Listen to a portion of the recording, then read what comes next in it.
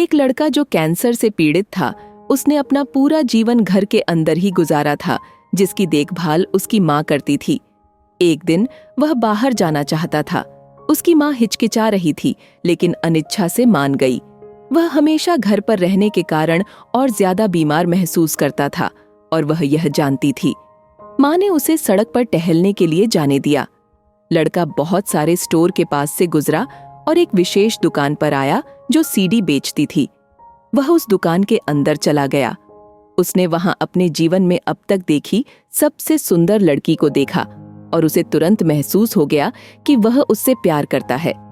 यह पहली नजर के प्यार का एक क्लासिक मामला था। वह उस डेस्क तक गया जिसके पीछे वह काम कर रही थी। उसे उसके अलावा और कुछ नजर नहीं आ रहा था। लड़की ने उसकी तरफ देखा और सुंदर सी मुस्कान बिखेरते हुए बोली, क्या मैं आपकी मदद कर सकती हूँ? उसने बड़ी मधुर आवाज में कहा। वह बस उसी समय उसे गले लगाना चाहता था, लेकिन वह कुछ सोच कर बोला, मैं एक सीडी खरीदना चाहता हूँ।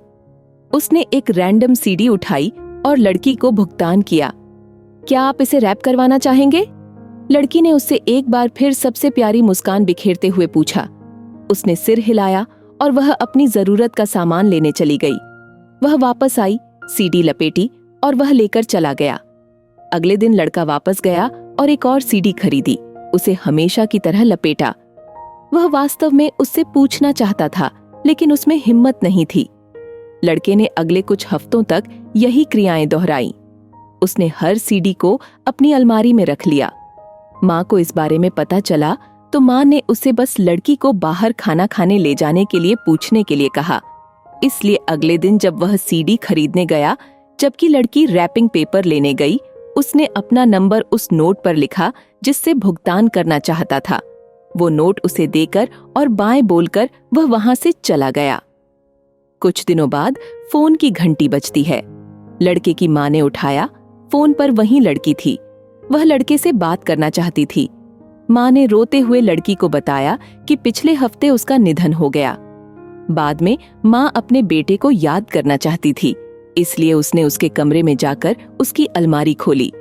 वहां उसे सभी बंद सीडी मिली। उसने एक सीडी खोली तो उसमें एक नोट छोटी लिखी हुई चिट्ठी थी, जो उसी लड़की की तरफ से था। नमस्ते, मुझे लगता है कि तुम बहुत प्यारे हो। क्या तुम मेरे साथ बाहर जाना चाहते हो? उसने एक और सीडी खोली। उसमें कागज का एक और टुकड़ा था और अगली सीडी, फिर एक और सीडी।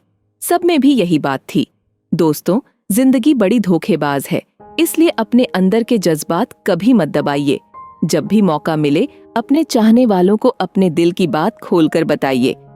दोस्तों, कहानी पसंद आई हो तो एक लाइक और अपने दोस्तों से शेयर करना मत भूलना।